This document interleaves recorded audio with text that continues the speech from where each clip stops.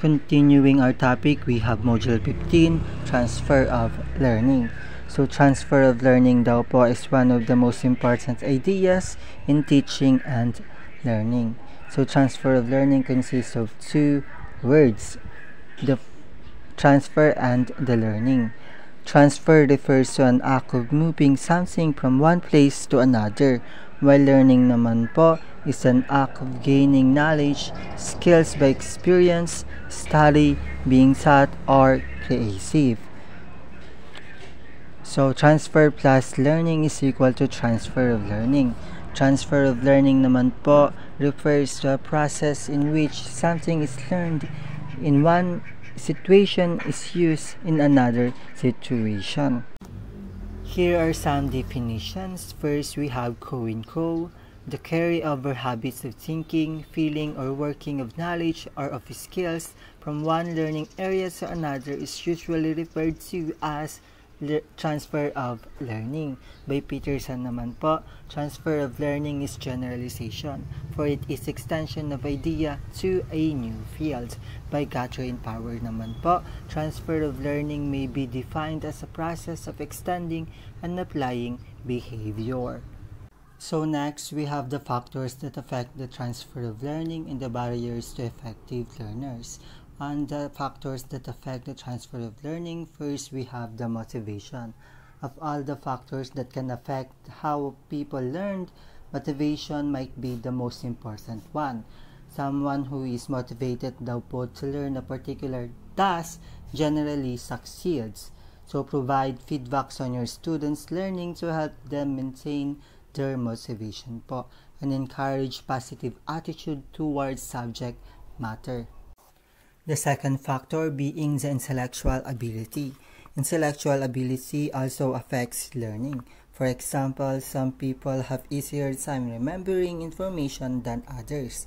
Some students can readily understand abstract concepts while others cannot and needs a concrete examples. So everyone has different intellectual strengths and weaknesses.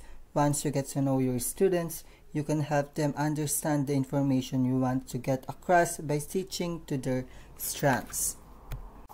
The third factor being the attention spans. Attention span vary among both children and adults. Some people simply prefer to be on the go and have difficulty attending to a lecture or task for any length of time. Since the most popular method of teaching requires the students to listen and read while sitting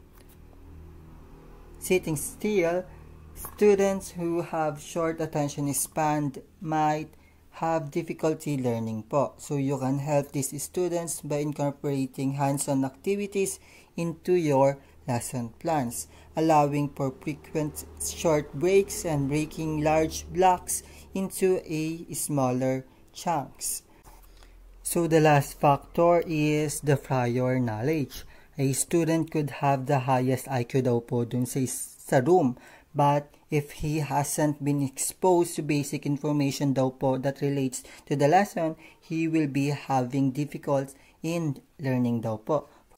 On the barriers naman po to effective learners, so learners can be demotivated and fail to transfer due to a variety of reasons, including insufficient support from coworkers and superiors, difficulty with the work itself, time constraints, and inferior equipments.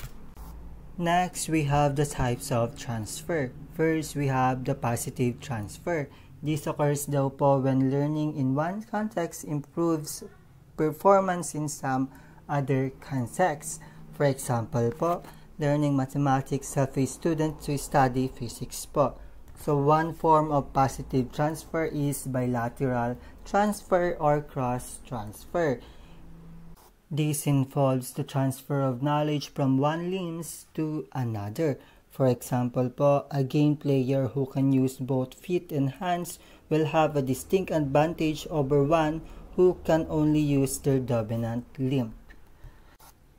The second type is the zero transfer. The learning of one subject has no effect to the learning of another. For example po, there may be zero transfer between language and mathematics subject matter po. The third type is the negative transfer po. This happens naman po when previous learning hinders the acquisition of a new learning. So transfer of learning po can also be classified as number 1, near transfer or specific transfer. Refers to transfer between very similar contexts po.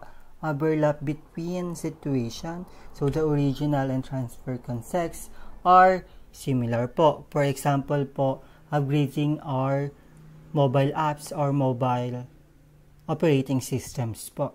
Number 2, we have the far transfer or general transfer po. This refers naman po to a transfer between contexts that on appearance seems remote and alien to one another po. Meaning they have little overlap between situations. So the original and transfer contexts are dissimilar. For example naman po dito, a chess player may apply basic strategies to investment practices or politics. So dissimilar po. The third one is the low road transfer or the reflexive transfer. This occurs naman po when previous learning automatically, often unconsciously transferred to another situation po. For example, when a competent reader encounters new sentences po in their native language, they read them automatically.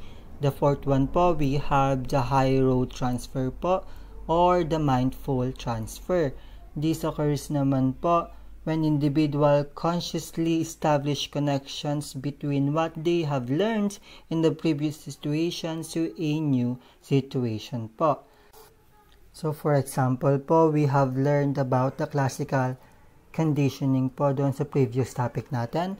When you want to condition a desirable behavior on your students, you may follow the steps involved in classical conditioning po to shape their behavior po. So let's have a quick recall. Positive transfer, what is learned in one context, enhanced learning in a different setting. Zero transfer po, meaning no change. Negative transfer naman po, what is learned in one context hinders or delays learning in different setting po. Bilateral transfer po, transfer of learning from one limb to another. Near transfer naman po, overlap between situation, meaning original and transfer contexts are similar po. While far transfer naman po, little overlap between those situations po. So original and transfer contexts are dissimilar. Low road transfer naman po, transfer of well-established skills in most or almost automatic fashion po. While high road transfer naman po involves deliberate, effortful abstraction and a search for connection.